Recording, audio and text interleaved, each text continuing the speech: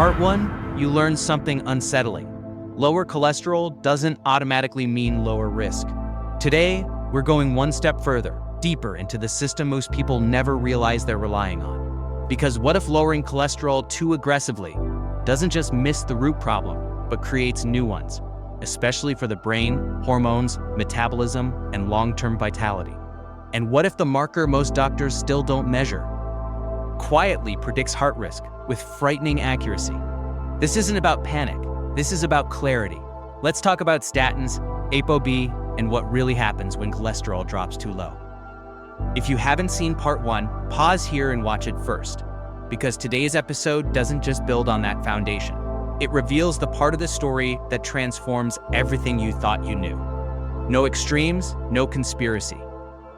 Just physiology, and the trade-offs no one explains. And remember our core metaphor. Your metabolics is a city. LDL particles are delivery trucks. ApoB is the license plate count. Statins repaint the trucks, but they don't necessarily reduce traffic. With that in mind, let's go deeper. Statins work by blocking an enzyme in the liver called HMG-CoA reductase.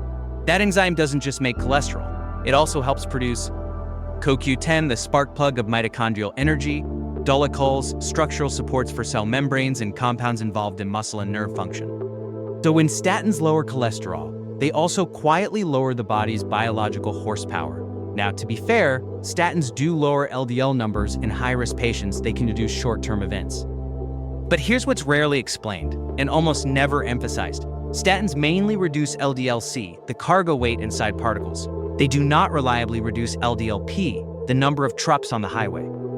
And they rarely fix insulin resistance, inflammation, oxidative stress, or endothelial weakness, which means the environment that damages LDL in the first place often stays exactly the same. Lower number, same terrain, different illusion. This is where ApoB comes in, the marker that cuts through the fog. Every atherogenic particle, LDL, VODL remnants, carries one ApoB molecule. So ApoB doesn't estimate risk, it doesn't guess, it doesn't approximate. ApoB counts the trucks directly. High ApoB means many particles, more artery wall collisions, higher probability of plaque formation. Two people can have the same LDL-C, one with few big trucks, one with many small trucks. LDL-C looks identical. ApoB does not lie. That's why ApoB consistently outperforms LDL-C as a predictor of cardiovascular risk. It's not just a better test, it's a clearer window into the system. Lowering ApoB matters, but only if the drop comes from actual metabolic improvement, not chemical suppression. Here's the paradox, and it's a big one. Some people on statins show lower LDL-C, unchanged or even elevated ApoB, and worsening insulin sensitivity. How is that possible? Because statins can impair glucose metabolism, increase insulin resistance in some individuals, reduce mitochondrial output, cause fatigue, reduced movement, worse metabolic signaling. So the number on paper improves, while the terrain underneath quietly deteriorates. It's like repainting rusted metal.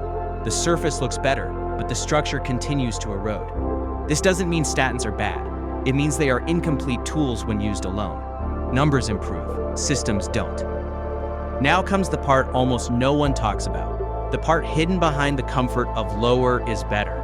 Because what happens when cholesterol drops too low is not a side note, it's a fundamental biological shift. Get ready. This part surprises people. Cholesterol is foundational. It is not just a molecule, it is a raw material for life. Extremely low levels are associated with hormonal imbalances, reduced steroid hormone production, impaired vitamin D synthesis, weaker bile production, poor fat digestion. But the biggest impact shows up in two places: the brain and energy-intensive organs, heart, muscles, endocrine tissue. Your brain doesn't just need cholesterol, it builds itself out of it. Neuron membranes, synapse formation, neurotransmitter signaling. Low cholesterol has been linked to depression, anxiety, cognitive decline, mood instability. This doesn't mean low cholesterol causes depression. It means cholesterol supports neurological resilience.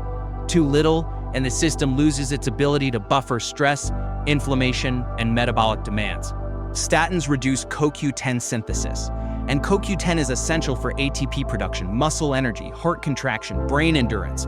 Think of mitochondria as power plants. CoQ10 is the transformer that increases voltage. When mitochondrial output drops, Fatigue rises, muscle pain appears, motivation falls, glucose regulation worsens. It's not weakness, it's energy debt, and energy debt is the breeding ground for metabolic dysfunction.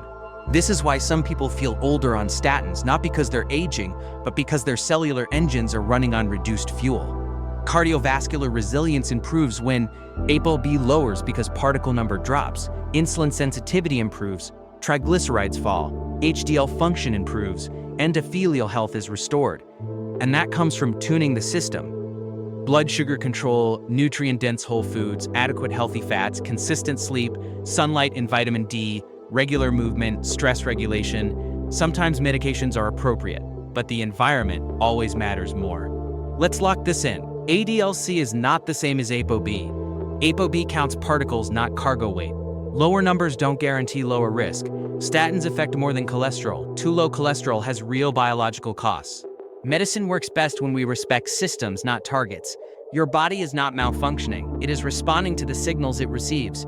Change the signals and you change everything. In part 3, we'll break down triglyceride and HDL ratios, blood sugar markers that predict heart disease early, how to interpret your labs like a system, not a checklist. If part 2 helped you think differently, hit like. It tells the algorithm this content matters. Subscribe if you want the next part. And drop a comment. Has anyone ever explained ApoB or particle count to you before? This isn't about fear, it's about understanding. It's about reclaiming the map of your own biology. And now, you're seeing the whole picture.